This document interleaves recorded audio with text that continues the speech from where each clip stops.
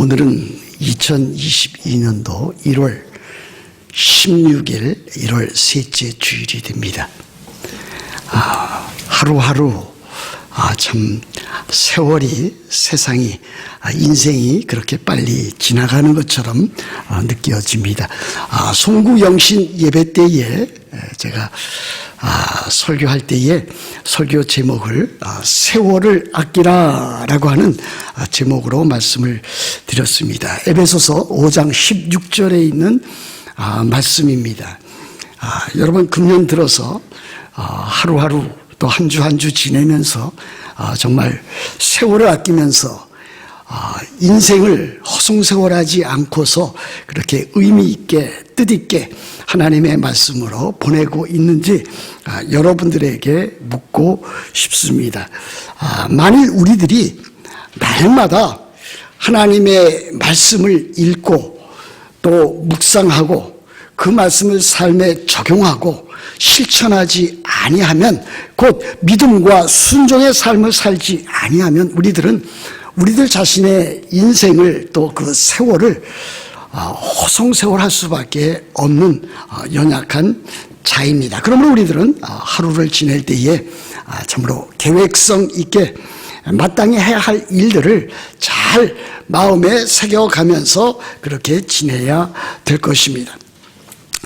저는 2022년도 우리 교회 표를 이렇게 정해보았습니다. 여기 왼편에 있는 현수막에 쓰여 있는 것과 같습니다.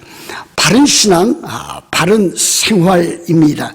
그래서 거기에 세 가지 작은 소제목을 붙여놓았는데 첫 번째는 하나님의 영광을 위한 신앙, 두 번째는 그리스도 중심의 교회, 세 번째는 성령 충만한 삶입니다. 그래서 그 소제목들 가운데는 사실 삼위일체 하나님이 다 들어있습니다.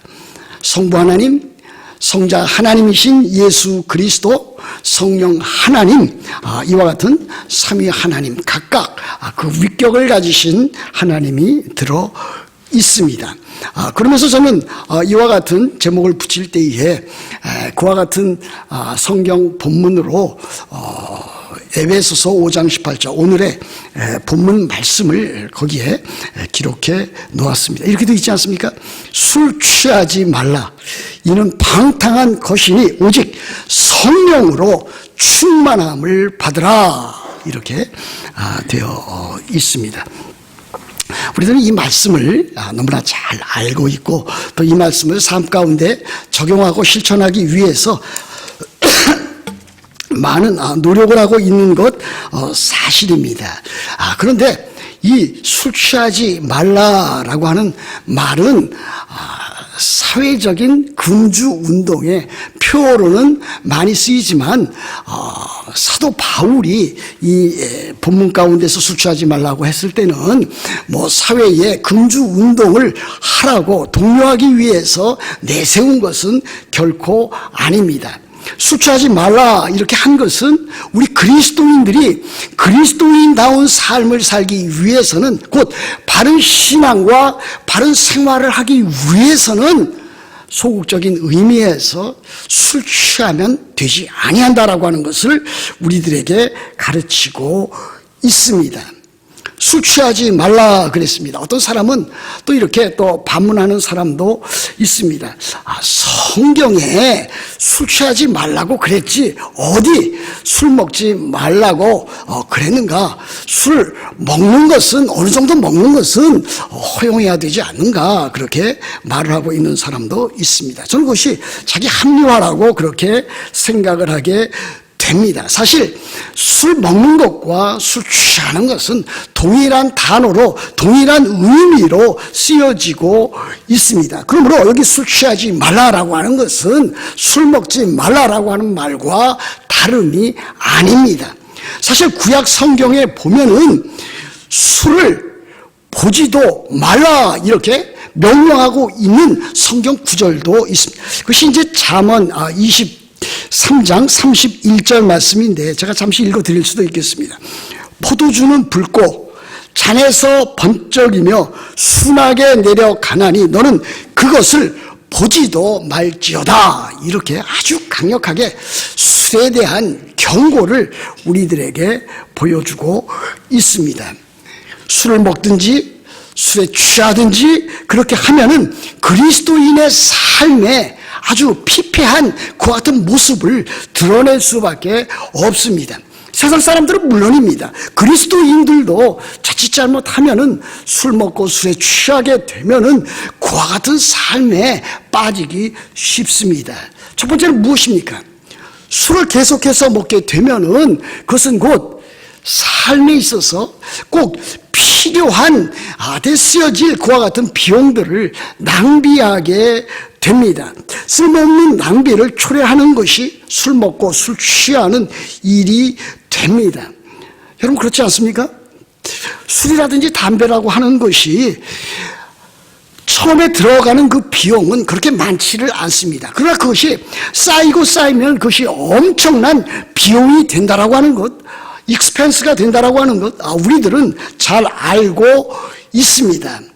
담배를 한 갑, 두 갑 피우는 사람 하루에, 또 술을 이제 뭐 매일 안 먹는다 할지라도 일주일에 2번, 3번 먹는 사람들, 그것을 비용으로, 금액으로 환산해서 그것을 한 달 또는 1년으로 잡아본다면 그것은 엄청난 금액이 될 수가 있을 것입니다. 우리들이 자녀를 키울 때에 때에 따라서는 30불, 50불이 굉장히 소중하게 작용하는 것을 보게 됩니다. 저도 우리 자녀들을 키울 때에 30불, 50불짜리 자그마한 옷이라도 한 가지 사주었으면 했던 그와 같은 때가 있었습니다. 그러므로 술에 취한다고 하는 것은 곧 쓸데없는 삶에 또 그와 같은 경비에 부담을 이제 주는 것이라 그렇게 할 수가 있습니다. 그뿐 아닙니다. 술이라고 하는 것은 그 삶을, 술 먹고 술 취하는 사람의 그 삶을 아주 방탕으로 이끌게 됩니다.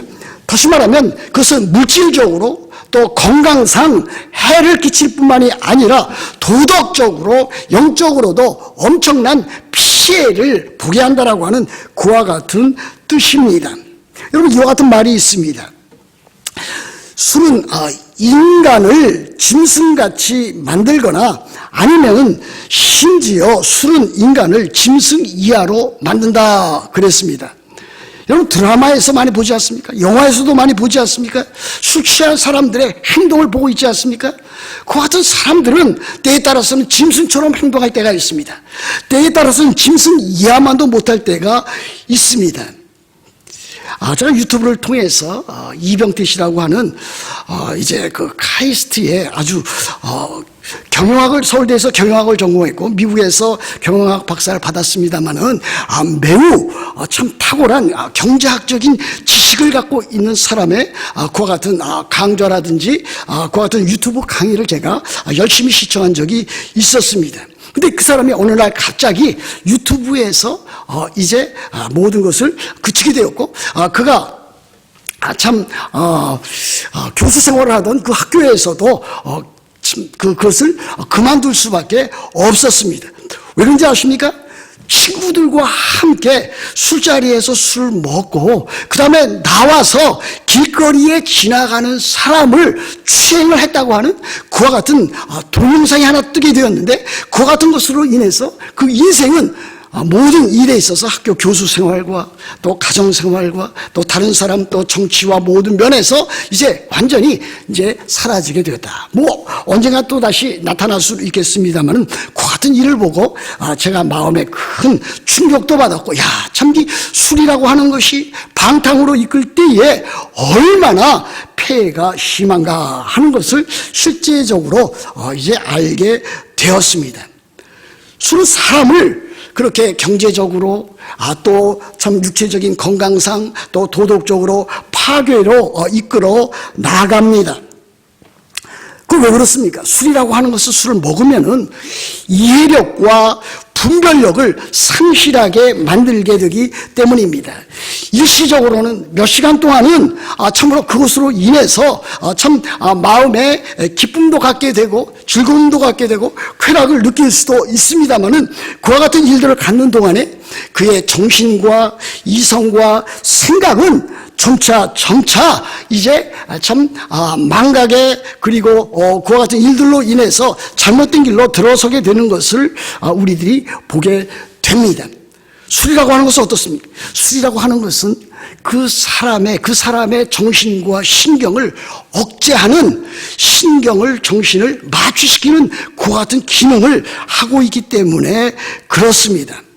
그와 같은 일들을 감당하게 될 때에 그 사람의 분별력과 그 사람의 사고력은 정지가 되거나 오히려 더욱더 파멸적인 대로 이끌어 나가는 것을 우리들이 볼 수가 있습니다. 그래서 사도 바울은 그리스도인들에게는 특별히 술 취하지 말라, 이는 방탕한 것이니 그렇게 경고하고 있는 것 보게 됩니다. 그 다음에 사도 바울이 오늘 강조하고자 하는 그 내용을 우리들에게 보여주고 있습니다. 오직 성령으로 충만함을 받으라 그랬습니다. 예전 한글 개역 성경에서는 오직 성령의 충만을 받으라 이렇게 되어 있는데 이제 개역 개정에서는 오직 성령으로 충만함을 받으라 그랬습니다. 물론 똑같은 의미로 사용되어질 수 있다 그렇게 여겨집니다. 술과 이 성령은 비슷한 면이 있습니다. 또 아주 다른 면도 있습니다. 비슷한 면은 무엇입니까? 비슷한 것은 술도 그 먹는 사람을 지배하려는 속성도 있고, 성령 역시 성령으로 충만하게 되는 사람은 성령의 지배를 받게 된다라고 하는 사실, 둘 다 술이라든지 성령은 지배하려는 그와 같은 속성을 지니고 있습니다. 그래서 술 취한 사람은 술에 의해서 자기 자신이 지배를 받습니다. 성령으로 충만함을 받은 사람도 역시 성령으로 말미암아 그 지배와 그 다스림을 받습니다. 이것이 그 둘 사이의 차이가 되는 것이고, 그 둘 사이에 비슷한 면이 있는 것을 우리들에게 가르치고 있습니다. 그러므로 여기에 성령으로 충만함을 받으라라고 하는 것은 성령의 지배를 받아라, 성령의 다스림을 받아라, 성령께서 참으로 다스리도록 너의 삶을 그 가운데 맡겨라. 성령의 지배와 성령의 다스림 가운데 너의 모든 삶의 부분 모든 것들을 다 거기에 맡겨 놓으라라고 하는 그와 같은 뜻이라고 할 수가 있습니다. 그러므로 에베소서 5장 18절에 나와 있는 이 말씀, 오직 성령으로 충만함을 받으라라고 하는 것은 우리들의 삶 전체에 있어서 우리가 개인적으로 또 우리들의 생각과 우리들의 지성과 또 우리들의 말과 우리들의 행실과 우리들의 삶 전체가 성령의 다스림 가운데 놓여져 있어야 되는 것을 우리들에게 보여줍니다. 우리가 성령의 다스림을 받고 성령의 지배를 받으면 우리들은 누구처럼 되어지는가? 우리 주 예수 그리스도처럼 되어집니다. 우리 주 예수 그리스도를 닮아가게 되고 예수 그리스도의 그 성품을 하나하나 우리들이 닮아가게 되는 것을 우리들은 볼 수가 있습니다.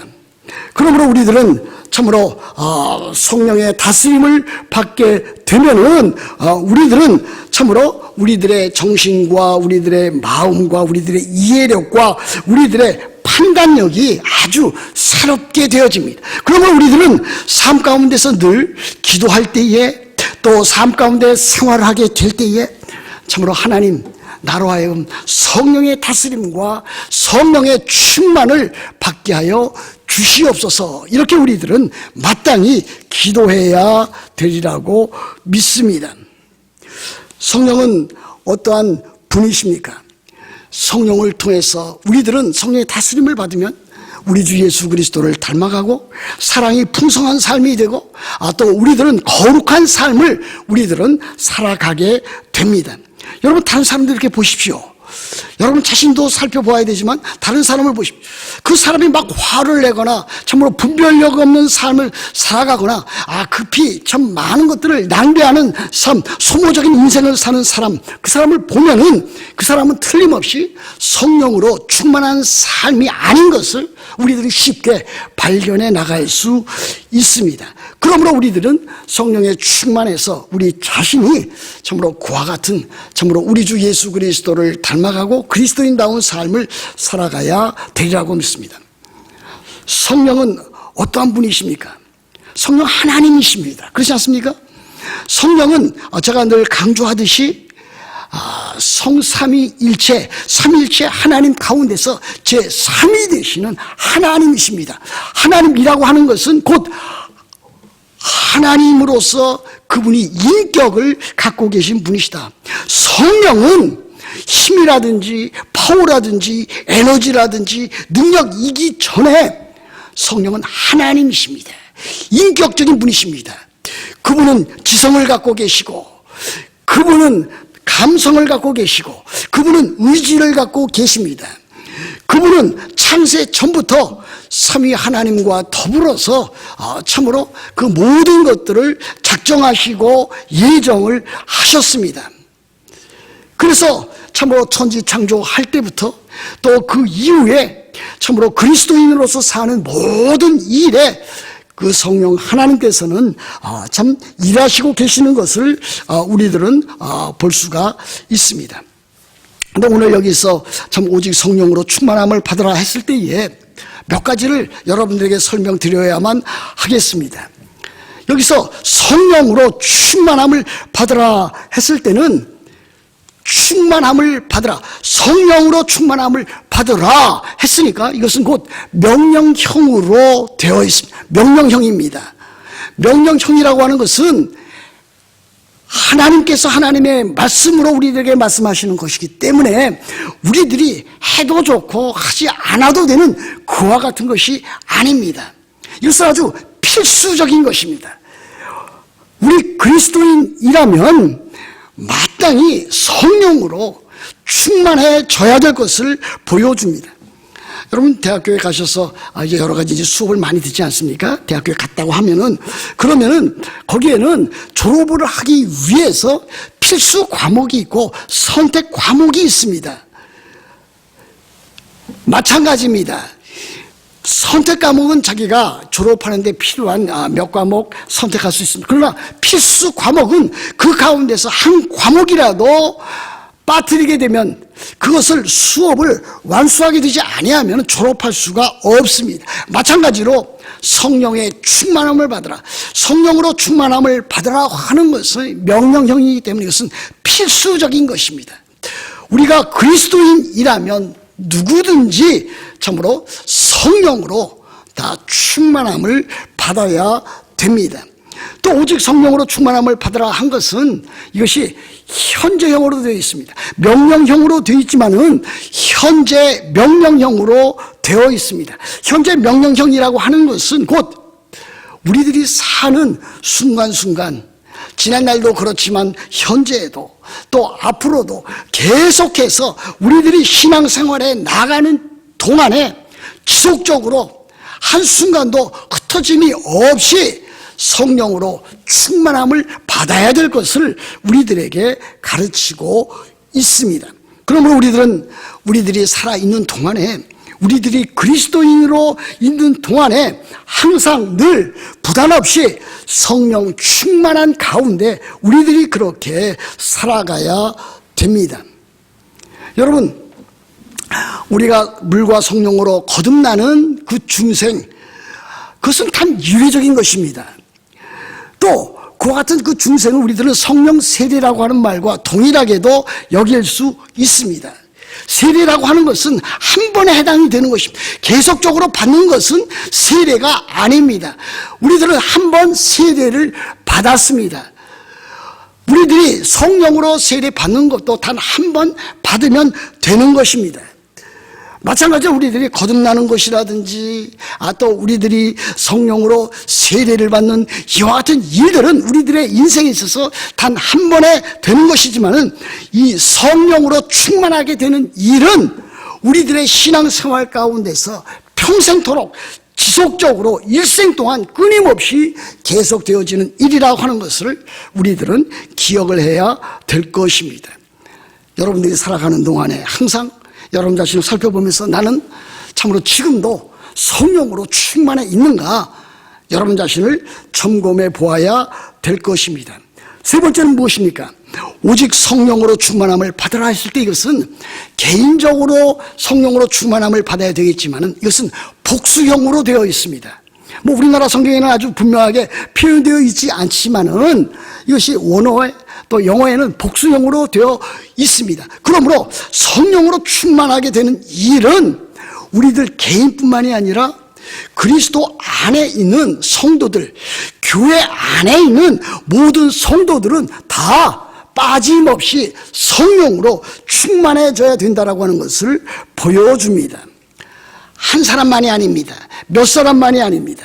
그 가운데 있는, 그 공동체 가운데 있는 모든 성도들이 다 성령으로 충만해져야만 합니다. 여러분 가정생활에 보면 그것을 참 잘 알 수가 있습니다. 저는 신앙생활을 잘 하려고 합니다. 매일 성경을 읽고 기도하고 또 하나님의 말씀에 순종하려고 노력을 합니다. 힘들고 어려운 일이 있지만은 그 가운데서도 기쁨과 즐거움으로 살아가려고 합니다. 나는 한 가정에서 참 남편으로서 또 부모로서 또 할아버지로서 그렇게 하려고 합니다. 그런데 같은 공동체 생활하는 사람들 가운데서 아내라든지 자식이라든지 또 손자라든지 그 같은 곳에 갈등을 자꾸 빚게 되면은 한 사람이 성령 충만하게 생활한다고 할지라도 자꾸 그와 같은 사람들에 의해서 참 신앙생활에 걸림돌을 갖게 되는 것을 보게 됩니다. 제가 말씀드리려고 하는 것은 이것입니다. 한 가정에서 남편이나 아내 사이에서 남편만 성령에 충만해야 될 것도 아니고 또 아내만 성령에 충만할 것도 아니고 남편과 아내가 다 또 부모와 자녀가 다 이렇게 다 한 가정 식구가 다 참 성령으로 충만하게 되면 그 가정은 참으로 아름답고 복된 가정이 될 것입니다. 교회도 그렇지 않습니까? 오랫동안 목회해 나가면서 참으로 겪은 것이 그것입니다. 많은 사람들이 교회를 잘 섬기고 또 교회 안에서 참 주님 나라의 귀한 일을 잘 감당하려고 하지만은 몇몇 사람들이 교회를 힘들게 하고 어렵게 하고 참으로 교회를 파괴하고 그런 사람이 생기면은 참으로 교회는 목회하기도 힘들고 교회 생활하기도 힘든 것을 우리들은 많이 겪어왔고 또 그것을 체험적으로 알고 있습니다.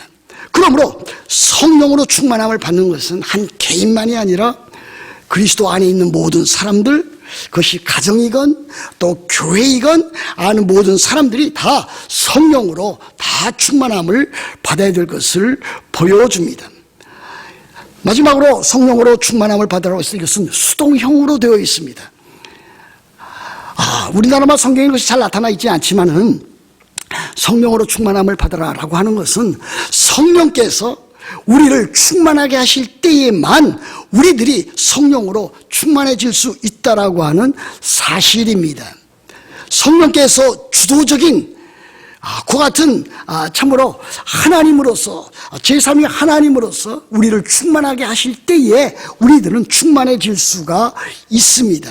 성령의 거룩한 뜻을 우리들이 그렇게 받으면 우리들은 충만해지게 되는 것입니다. 우리들이 할 수 있는 일은 무엇입니까? 성령께서 지금 나를 충만케 하시니 나는 믿음으로 그것을 받고 순종함으로 그것을 받을 뿐이다 라고 하는 사실이 될 것입니다.